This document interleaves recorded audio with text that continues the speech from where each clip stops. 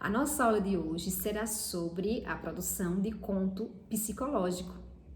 Você será convidado e orientado a planejar, a elaborar e reescrever o seu conto psicológico. As orientações traçadas aqui são estratégias fundamentais para a elaboração desse gênero textual. Vamos nessa? Mas, se por acaso você ainda é novo por aqui, aproveita, se inscreva no canal, compartilhe com seus colegas e deixe um joinha nesta aula. O conto psicológico dá menos importância aos fatos externos do que a representação dos sentimentos, dos medos, das vergonhas, dos desejos, enfim, dos pensamentos humanos mais secretos. O foco do texto está na experiência interior, que se propaga pelo mundo exterior e determina o ritmo de andamento do tempo, a caracterização dos espaços e a percepção dos demais personagens, entre outros fatores. O conto psicológico aborda um drama interno. As ações e os sentimentos apresentados têm importância quando são vistos em seu conjunto, assim, compondo uma experiência interna. Vamos ao planejamento?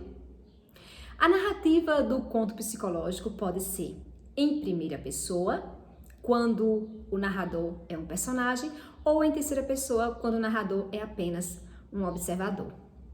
O narrador colocará em primeiro plano o universo interior dos personagens. Para você criar o seu protagonista, você pode se basear em alguém que você conhece, você pode se basear em você mesmo, ou então criar um personagem que seja coerente com o drama que você planeja apresentar. Destaque algumas características físicas e psicológicas para tornar seu personagem mais verossímil. No conto psicológico, as ações externas são apenas o acesso para algo que está escondido embaixo delas.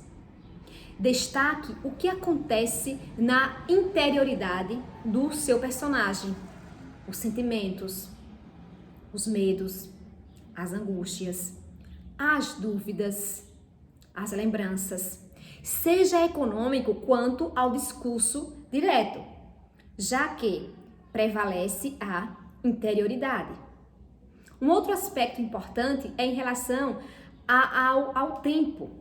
Nesse gênero textual, é comum utilizar o tempo psicológico, que não está submetido à duração real do tempo, que se contrapõe ao tempo cronológico, ao tempo das horas, ao tempo do calendário. Explore a referência temporal para sugerir se o tempo passa mais depressa ou mais devagar para o seu personagem.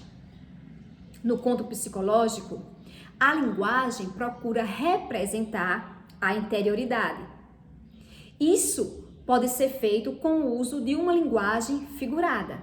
Dessa forma, procure empregar figuras de linguagens, como metáforas, comparações, hipérboles e outras figuras de linguagens que permitam ao leitor perceber como o personagem interpreta a experiência dele. Mãos na massa. Chegou a hora da produção. Primeiro passo. Defina como você iniciará o conto. Você irá apresentar uma ou mais ações dos personagens, ou melhor, do protagonista, ou você iniciará mencionando um pensamento ou um sentimento diante de algo. Segundo passo, desenvolva o conto mostrando a progressão das ações, isto é, o início, o meio e o fim da história. Lembre-se que, como são secundárias, As ações não devem ser muito detalhadas.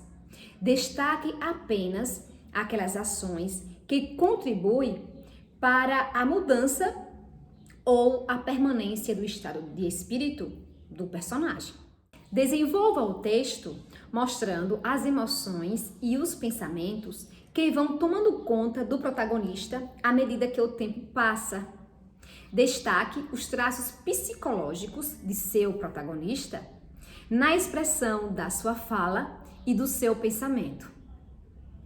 Quarto passo: use a linguagem figurada de modo a contaminar o mundo exterior com o que é íntimo do protagonista. Quinto passo: dê um título criativo ao seu conto psicológico. Agora é hora da reescrita. Atente-se para os aspectos da escrita que poderão ser aprimorados, como a ortografia, como a pontuação, a concordância verbal e nominal, a escolha vocabular e etc. Além disso, você responderá algumas questões. Primeira questão: a narrativa tem começo, meio e fim? Segunda questão: o leitor entra em contato com o mundo, com o universo interior do protagonista?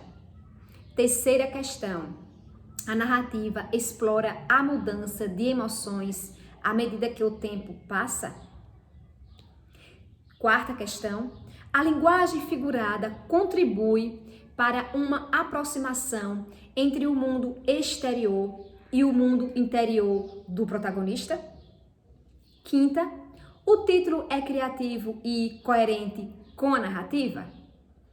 Considere atentamente cada questão que você respondeu. Para aquelas que você respondeu sim, significa que não há necessidade de alteração.